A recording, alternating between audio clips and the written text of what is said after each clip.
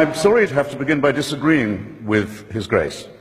If you're going to be a serious grown-up person and appear to defend the Catholic Church in public in front of an educated and literate audience, you simply have to start by making a great number of heartfelt apologies and requests for contrition and forgiveness.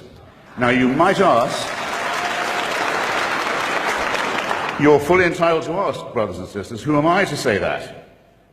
Well, in the Jubilee Millennium Year of 2000, the Vatican spokesman, Bishop Piero Marini, said, explaining a whole sermon of apology given by His Holiness the Pope, given the number of sins we've committed in the course of 20 centuries, reference to them must necessarily be rather summary.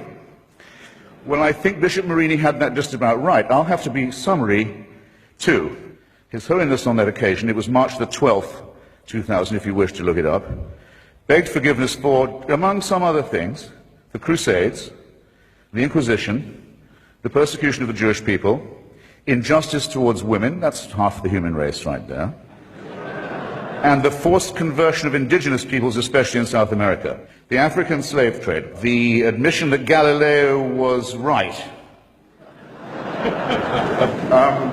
and for silence during Hitler's final solution, or Shoah. And it doesn't end there. There are smaller but significant, equally significant, avowals of a very bad conscience. These have included regret for the rape and the torture of orphans and other children in church-run schools in almost every country on earth, from Ireland to Australia.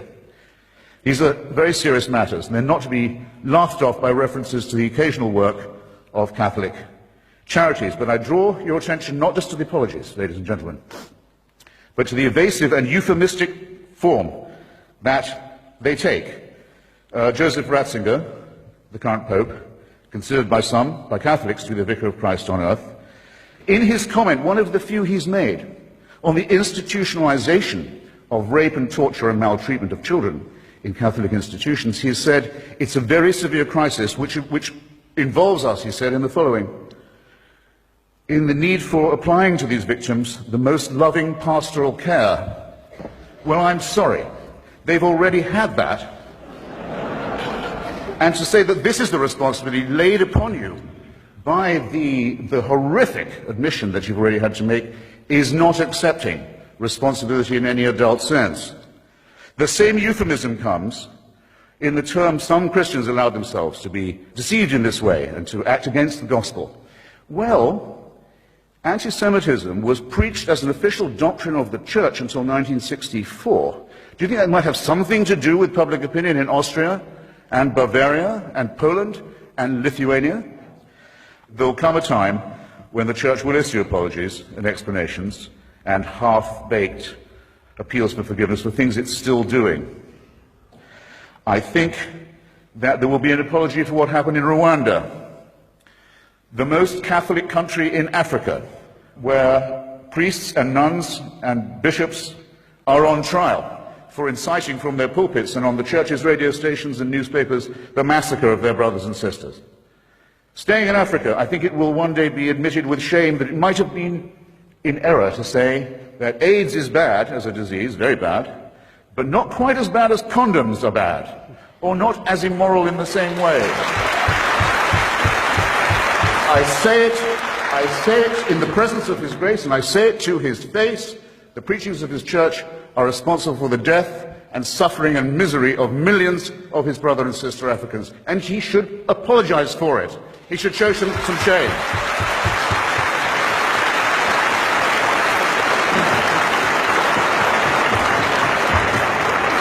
For condemning my friend Stephen Fry for his nature, for saying you couldn't be a member of our church. You're born in sin.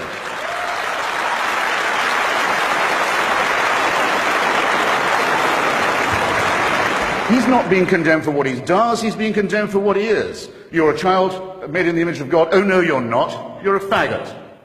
And you can't join our church and you can't go to heaven. This is disgraceful. It's inhuman. It's obscene. And it comes from a clutch of hysterical, sinister virgins who've already betrayed their charge in the children of their own church. For shame, for shame.